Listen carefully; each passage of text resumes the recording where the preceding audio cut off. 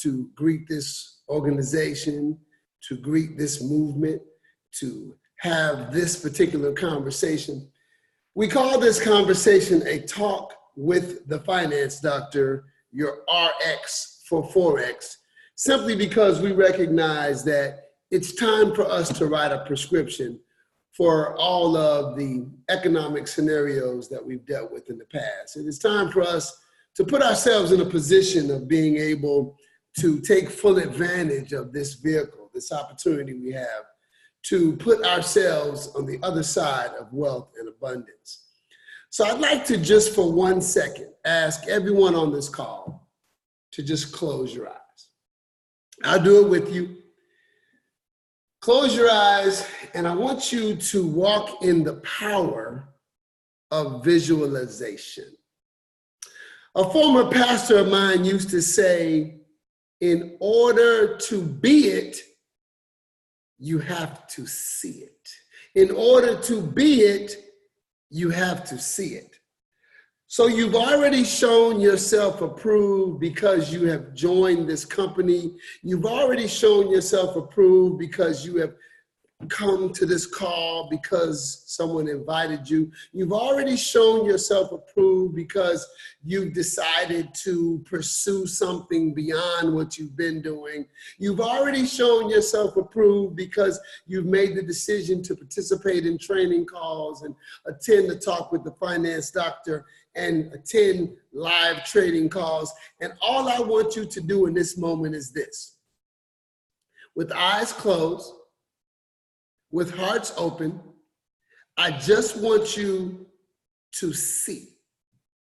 I want you to visualize.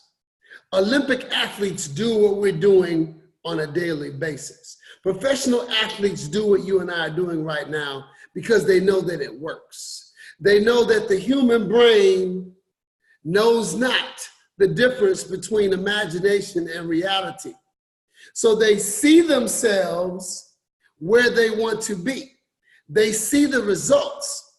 And that's what we're going to do right now.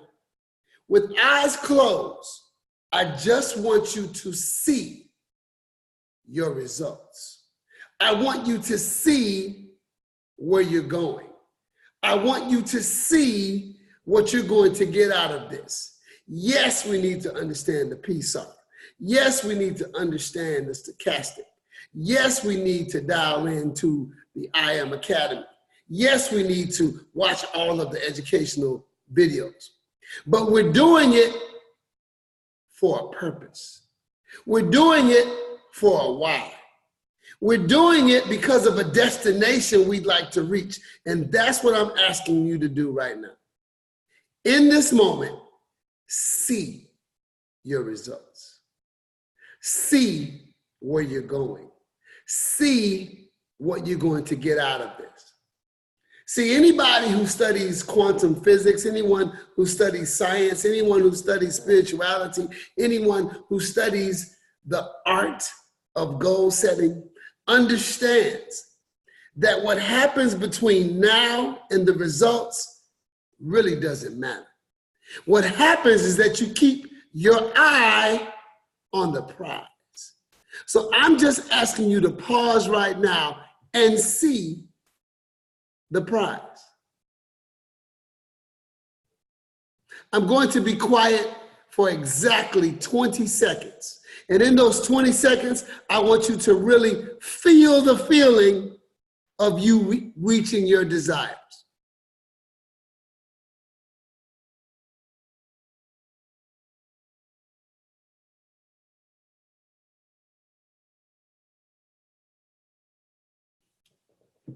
Thank you for participating in that exercise with me. And I want you to recognize that what we just did really does have significance. It really is effective. It really does work. I talk to you often about the fact that I am a girls basketball coach. And we have this technique that we use to build unity and to get the girls to make big shots. We line everybody up on the baseline and we have someone get on the free throw line and they have to shoot 2 free throws. If they make the free throws, nobody has to run. If they miss the free throws, everybody has to run a down and back. Well, it's the end of practice. We've been practicing for 1 hour and 55 minutes. The last thing we want to do is to run sprints. So the ladies really want to make the shot.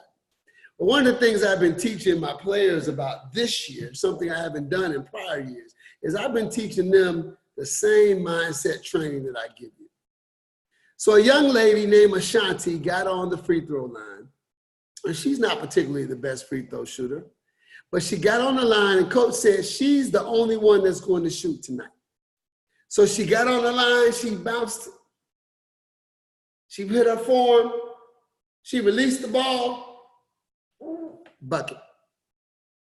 Everybody cheered. But there was a little bit of hesitation in the cheer because they know she had one more free throw. So she took her second free throw shot, she bounced that ball, she took a deep breath, she put her arm up, she released the ball, swish. Everybody cheered and everybody grabbed her because they knew because of what she did, they wouldn't have to run. So Ashanti walked up to Coach Craig right after the shot and she said, "Coach, guess what I did?" I said, "What, baby? What'd you do?" She said, "I kept saying over and over and over, I'm going to make the shot." So yes, that made me feel good because she's being coachable and she's applying the principle. But I'm sharing that with you now because I recognize a principle that's even more powerful. You rectangles that thought it enough to come to this call, to thought to spend 90 minutes with the Be Your Own Bank movement, guess what you're doing for your family? Guess what you're doing for your community? Guess what you're doing for your constituents? Guess what you're doing for your stakeholders? Guess what you're doing for your children? Guess what you're doing for your family? You're taking a shot. You're doing something that's different. You're doing something that's status quo. You're taking a shot for your family. And guess what? Guess what happens when you make the shot? When you make the shot, when you dial into the academy, when you come to the live calls, when you come to the trainings, when you come to a talk with the finance doctor, when you apply the stochastic, when you look for the P-saw to flip, when you take advantage of the educational opportunity that I Am Academy is giving you, you are making the shot. And guess what happens to all those people standing on the baseline for you? Standing on the baseline, waiting on you to take this shot. They don't have to run. They don't have to run through the normal patterns of poverty. They don't have to run through the normal patterns of status quo. They don't have to run in the patterns of doing the same thing that everybody else has been doing. We're about breaking patterns. Why do we want to touch 1 million families? Why is it important that the Be Your Own Bank movement touch 1 million families by 2021? Because we recognize that every time we teach a family how to put themselves in the next level or take themselves to the next level of wealth and abundance, that we just changed the pattern. We know that an entire family just changed. So understand, you might be focusing on what you haven't done. You might be focusing on a losing trade. You might be focusing on how challenging this is. You might be focusing on the problem you had. You might be focusing on the argument that you had with someone. But in reality, you got to make the shot. Because only one person gets a shot. You are the only rectangle in your family. Now, if you're blessed enough to have more than one rectangle from the same family, I applaud you. That's a good thing. But most times what happens is that when you and I make a decision to do something like this, we're the only one. We're the only one, not because there's anything wrong with the other people on the baseline. We're the only one because sometimes, as we go through our human moments, as we go through our experiences, it's easier to stay where we are. You know, you've heard the saying. We prefer the devil we know to the devil we don't know. This is a devil you don't know. I know it's not a devil, but I didn't invent the saying. This is something you don't know. We've got to learn how to take advantage of this skill. We've got to learn how to trade in a $6.6 trillion a day industry. We've got to push through some stuff. We've got to push through some barriers. There's a spiritual leader that I follow sometimes, and his name is Bob Proctor. And Bob Proctor likes to talk about the fact that anytime you make a decision to do something big, every time you make a decision to address something in your life or reach a new paradigm or get to another level, every time you make a decision like that, you go through something called a terror barrier. A terror barrier. A terror barrier is something that scares the H-E-double hockey stick out of you. And because it scares the H-E-double hockey sticks out of you, you have got to find a way to push through. I say it all the time. How we do one thing is how we do all things. That what we do in this energetic situation is related to what happens in the entire universe. And so anything that we see in a trading pattern, we see the same things in our life. So you know that when a currency pair is on the upswing, when a currency pair is on an uptick, when a currency pair is ascending, you know that in order for it to reach a new pattern, in order for it to go to a higher high and a higher low, it has to push through the resistance. We humans have to do the same thing. We have to push through the terror barrier in order to get to the other side of that desire that we just saw for those 20 seconds. Whatever results you saw in those 20 seconds, there's a certain level of anxiousness that you have to push through to get there. And hear me, if you have a goal, if you have a desire, and there's no terror barrier, you're not feeling any anxiety, it's smooth and easy, it's not big enough. It's too small. I had a family member that I really love say this to me yesterday. When I look at the charts, it makes my head hurt. I get that. I respect that. I can understand that if we're looking at something that we've never seen before, it will make our head hurt. But the thing is, we have to understand what a great poet said: the scarier the cave, the greater the treasure inside. The scarier the cave, the greater the treasure inside. So we have to recognize that, yes, we're doing everything that we're supposed to do. I love this group. I love the telegrams. I love the questions. I love what you guys say. This is a group that wants it. It's obvious. But what the finance doctor is reminding you of tonight is that sometimes when we make a decision like this, when we decide to shift paradigms, we decide to do something big, when we decide to put ourselves in a position that no one in our family's ever been in, when we decide to do something against the status quo, you're going to hit some resistance. That's cool. Because life is not about what happens to you. Life is about how you respond. So how are you going to respond, be your own banker? How are you going to respond to everything that's going to come up? So let me give you another example. I like to cook food that has thick sauces. I like spices. So I put a lot of spices on my meat and I mix it with water because it's healthy. And I really like things that are tasty and saucy. Those are the kind of meals that I like. So the good news is that it's healthy, it tastes good, and it meets my need. It meets my hunger. The issue is that when I finish cooking, there's a pot. And that pot is so thick and it has a film and there's so much stuff on the pot. And so it takes a while for me to clean that pot, especially if I leave and then the pot has an opportunity to sit and collect and cake up. That pot really does a number on me. So I remember train up a child in a way in which they should go and they will never depart from it.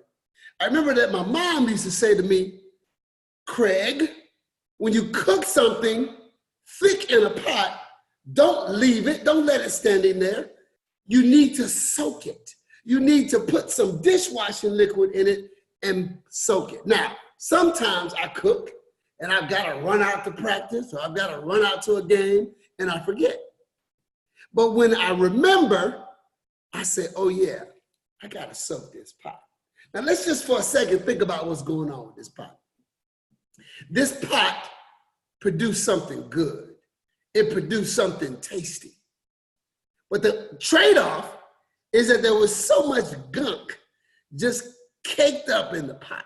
So much stuff that was there that needed to be washed, that needed to be cleaned. Where are you going with this, finance doctor? When I asked you to close your eyes, and I asked you to see what you wanted, when I asked you to see your desires, when I asked you to think about where you were going, what your why was, you all saw some really powerful things that would really make you feel good when you got there. You saw some tasty, delicious experiences. You saw some tasty, delicious scenarios that are satisfying your hunger for a better life, that are satisfying your hunger for a better experience. But we have to be real about something. We have to be real about the fact that in order for you to get there, there's an old saying, the only way to go through is to go through. So you've got to go through some stuff. And let's really be real. You are the person that you are right now. And you want the things that you want because of some of the crap that you went through prior to this moment. Let me say that again. You are the person that you are. And you want what it is that you want as a result of some of the things that took place prior to you getting here. Your experiences are really what makes you as hungry as you are for this better life. Those 20 seconds that you want, those things that you saw, those big goals, those big desires that you saw in those 20 seconds are a direct result of something somebody did to you, something somebody said to you, some type of situation that you went through. And so now as a result, you want what you want. So here's what happens. When you soak that pot, guess what starts to happen? All the gunk, all the caked up stuff, it begins to be released. It begins to separate itself from the side and the bottom of the pot. So as you continue to soak, all of that gunk begins to come to the surface. And as that gunk begins to come to the surface, guess what? Now it's easier for you to clean the pot. In fact, let's look at it a different way. Without that gunk coming to the surface, that pot would have been extremely challenging to clean. You ever clean something and then after you look at it, some of those marks are still there? So the soaking process is necessary for the gunk to come up. What's your point, finance doctor? You and I have gone through some gunk. You and I have gone through some stuff. We've had some experiences that may not have been pretty. You and I have had some heated arguments about money. You and I have broke up with people about money. You and I have watched our parents go through some stuff about money. You and I have been able have had the opportunity to feel some things, to see some things, experience some things. And guess what happens when you experience something that you deem as negative? You hold it in your body. You hold it in your soul. You hold it in your spirit, and it begins to cake up. Some of those pains that you're feeling are a result of your caked up experiences. Some of the arguments that you have that are the exact same arguments every single time are a result of some of those caked up experiences. Just for a second, time out. Let's keep it real. Think about the person that you care about the most. In fact, think about the top 5 people that you care about the most. Now, for each one of those 5 people, I want you to think about the last 20 arguments you had with them. So you got 100 arguments right there on the table. Each person, last 20 arguments. Every single one of those 20 arguments, which each one of those people was the same. How do I know that? I wasn't there.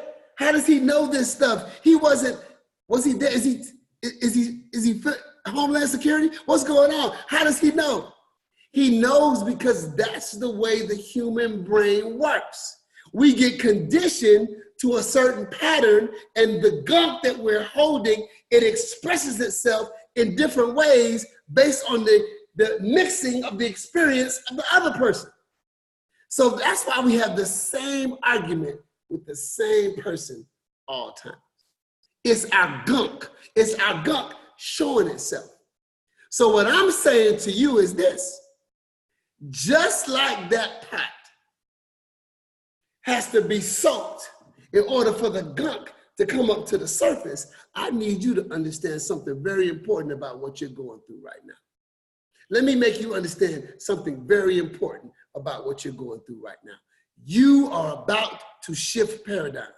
You are about to do something different. You're about to break out of the model that we get an education, we go to school, we get a good job, the job will pay us for our entire life, then it will give us a pension and give us a nice gold watch. It's not like that anymore, y'all.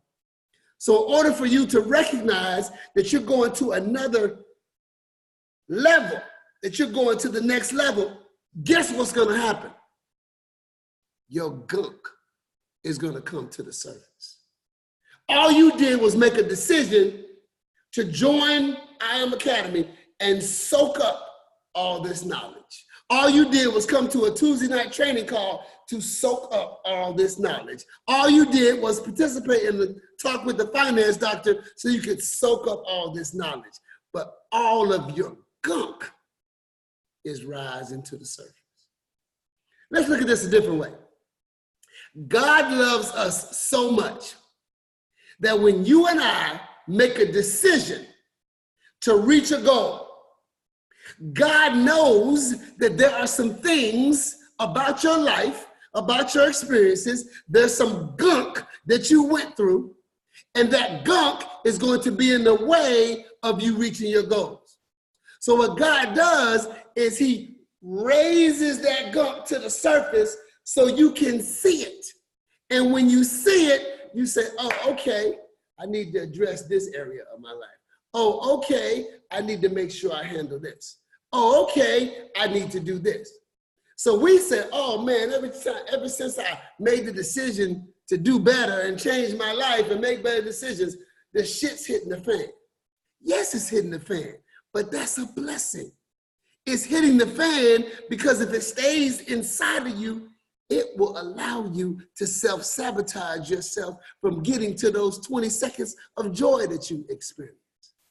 So all the gunk that you're going through right now, celebrate it. Be happy about it. Understand why it's there. It's there because this is my opportunity to get through all the stuff that's in the way of me reaching my goals. And one of the things that you and I do a lot that keeps us from getting to those goals is we do something that one of my players did today. So funny. I just used Ashanti as a good example for yesterday's practice. Let me use her as a bad example for tonight. So we had a game tonight, and we were winning by 23 points. Then as we began to start making mistakes and we started getting tired and we started questioning, we started playing not to lose. So 6 minutes left in the game and it's tied. We were winning by 23 points and now it's tied. So Shanti went into the game. She didn't play the first, second, or third quarter. Coach put her in the fourth quarter. She made a couple mistakes. He pulled her out. So she says to me, Coach Craig, what mistake did I make that got me back on the bench? And this is what I said to her. I said, Shanti, you know I love you, but there's a time and a place for everything. There's 6 minutes left in a very highly contested game. The last thing I need to do is deal with your personal situation right now. And she heard me, she felt me, and it made sense. So why are you telling us this story? I'm telling you this story because sometimes one of the self-sabotage things that you and I do to keep us from those 20 seconds of joy that we felt is we take it personal. Why did Coach take me out of the game? Yo, it's a team thing going on right now. This is the Be Your Own Bank movement. We want to touch 1 million families. We want to bless communities. We want to bless individuals collectively. We want to be able to increase our amount of resources so we can bless people. And sometimes we keep ourselves from doing that when we take it personal. There's some people in your life right now that are taking you out of the game, and you want to know why. You want to understand. So instead of focusing on what you can do collectively to try to make this world a better place, you want to know why you got taken out. Why'd they say that to me? Why'd they do that to me? I need to know. Why'd they say that to me? Why'd they do that to me? Now, I'm not saying this as if to be feminine, because plenty of men say the same thing and they're doing it with the same little look. My point is this: people do not say things to you, and people do not do things to you. People just say things, and people do things. Let me repeat that. People do not say things to you. People do not do things to you. They just say things and do things. But because you take it personally, then it allows that gunk to come up to the surface, and it gets in the way of what you need to do. Those 5 people I told you to think about, those last 20 arguments that are the same situation over and over and over, that's you walking through the same pattern because you're taking it personal. Ms. Dyer said something this morning, which I always chuckle whenever she says it. Somebody made an emotional mistake, and she talked about the emotional mistake, and the person put in the chat an emotional response to their emotional mistake. So Ms. Dyer said, hey, if you're interested in giving charity, if you're interested in just giving money to the market, here go my cash app. That's how she talked. Here go my cash app. Here go my cash app. You can just put money in my cash app. So my point, or her point, was very powerful. What she's saying is, if you're going to walk in emotion and you're going to put yourself in a position to just give money to the market, you can just cash at me and you can skip that step. So what I'm saying to you is this: we got to realize we're on a mission. We are a rectangle that represents a family standing on the baseline. We are a rectangle that represents a community, a group of people, a group of families that are going to see how we're progressing, and they're going to, what are you doing? What have you been doing with your life? What have you been into? That happened to me today. I was at a board meeting, and it was on the phone. And so I was simply talking and speaking and saying hello to everybody. And then one of the young ladies on the board used to work with me 3 years ago in what I feel was a very low vibration organization. She still works there. And she kept saying, what are you doing right now? What are you doing with your life? And I kept giving her these, of course I told her I was doing foreign exchange trading, but I kept giving her these general answers. And she kept saying, well, so what is it you're doing professionally? What are you doing now? She felt that light. She felt that light and she wanted some of it. That's what's about to happen to y'all. And it's going to keep you from getting there when you take it personally. There's somebody right now that you need to forgive. There's somebody right now that you're holding resentment against. I don't care about that person. You don't have to talk to them. You just have to release what you're holding on to, because that's the gunk that stays in your pot. It's coming up. Remember the last time you had a good trade, that person called you starting stuff? Oh, I just said something. Remember the last time things were going good, you were on a winning streak, and then that person called and your whole mood changed? That's not on them. That's on you for allowing your mood to change. We've got to recognize we're on a mission. I got to step to this line and I got to say, I'm going to make this shot. I'm going to make this shot. I'm going to make this shot. Boom. Now, the reason why I fussed at Shanti tonight, because in that environment with 6 minutes left in the game, she should have been focusing on the team winning. She should have been doing everything she could to ensure that we won. But what she was doing was making it about her. So yesterday, she was the perfect player. I'm going to make it. I'm going to make it. I'm going to make it. Tonight, she took it personal and went against the team goal. Which one are you doing right now? Which energy are you walking in? Are you walking in the energy of standing at the line for all of the people who are counting on you, the children who are unborn, your children's children, your children who aren't old enough to understand this, who you can pass this information on, that all you got to do is go to the line and shoot it? The infrastructure is there. I Am Academy has resource after resource after resource. Ms. Dyer said earlier, the I Am Academy has so many things going on. Another one of my business partners said the same thing today. So it's obvious that we've got resources that we can take advantage of. So instead of being in an energy of wanting to make it about ourselves, we have an opportunity to make it about the team.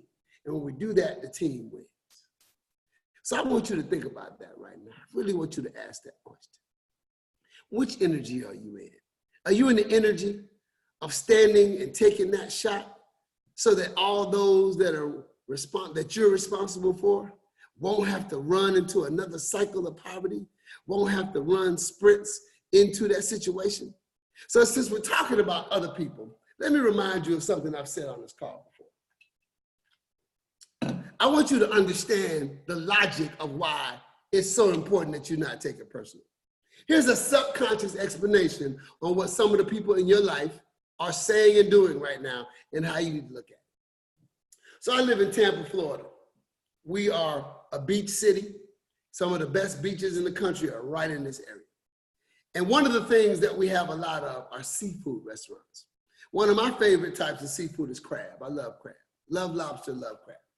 Well, there's a huge industry here of people who do what's called crabbing. Crabbing represents people who go and catch crabs because the crabs are fresh. You can walk into the restaurant and pick the crab you want. They're fresh. Now, anybody who's ever crabbed before knows a very interesting phenomenon about the crabbing industry. Individuals who go out and catch crabs, they use buckets. They grab the crab and they put it in the bucket. But one of the interesting things about the bucket is that the crabbers never have tops on the buckets. The buckets are always open containers. I remember I did a speech recently. I talked about this and I asked the audience, so audience, why do you think that there are no tops on the buckets? They were like, so the crabs could breathe. That's not the reason. The reason why people who catch crabs do not put tops on the buckets is because they know a universal principle about the way crabs think, about the way crabs operate, about the way crabs are organically. If one of the crabs begins to climb out of the bucket, all the other crabs will grab that crab and bring it back in. This is a subconscious principle. There are individuals in your life right now that aren't doing it on purpose. They're good people, they're good citizens, they're good fathers, they're good mothers. They just are in a state of wanting to stay where they are. and not believing that they can have anything different. So because they feel that way, when they start seeing you climbing out of the bucket of poverty, when they start seeing you climbing out of the bucket of certainty, when they see you beginning to climb out of the bucket of same old, of status quo, not even realizing what they're doing, they're grabbing you and pulling you back in the bucket. So if you recognize that and you understand that, you don't take that personal. They're not saying anything to you, they're just saying something. They're not doing anything to you, they're just doing something. So when you release the need to have an attitude and have an issue and have a problem with all of the people out there, it puts you in a position to win. I just want you to make the shot. I just want you to win. So last example from tonight's game. And we lost, by the way. As it started to get really tight and everybody started to get kind of nervous and the bench was all frantic, the referee made a call. And everybody on the bench said, oh, that's not a good call. And I stopped. So what? Put that hand up. They just shut up. And I said, y'all know we don't do that. And I said this. I said, name me one time when complaining about a call won the game. Name me one time when complaining about a call won the game. And all they could do is put their heads down because we talked about that. We are responsible for the energy we walk in. We're responsible for the mindset we have because it determines our ability to win. I want you to win. I want you to be successful. I want you to learn and understand to be your own cash out strategy. I want you to know how to trade $6.6 trillion a day. I want you to make $30,000 during the holiday season like the gentleman did last year. But in order to win, we got to let go of the BS. We got to stop taking things personally. We have to understand that crabs in the bucket are going to be crabs in the bucket. We have to recognize that if we're complaining about the call, that's taking us off our game. So walk in the right energy. Be who you are. Focus on those 20 seconds. See what you're going to be. Recognize that the purpose of this call is to make you understand that where you are is exactly where you're supposed to go. The complaining you've been doing about yourself, because most of the complaining y'all are doing is about you. Nobody's going to love you better than you love you. So let it go what they're saying. Let it go what they're doing. Let it go what you're saying. Let it go what you're doing. It's time to win. It's time to step up to the free throw line of trading. It's time to step up to the free throw line of life. And it's time for you to say to yourself, I'm going to make it. I'm going to make it. Get your form together, get in that academy so that your form is good. Come to the trading call so that your form is good. Watch some old videos so that your form is good. Continue dialing into the academy and come into the calls with the right attitude so that your form is good. Put that arm up. Make that shot. Let's get it, y'all. I will now turn this call back over to our host and our hostess. Thank you so much for your energy, your participation, and your coachability tonight.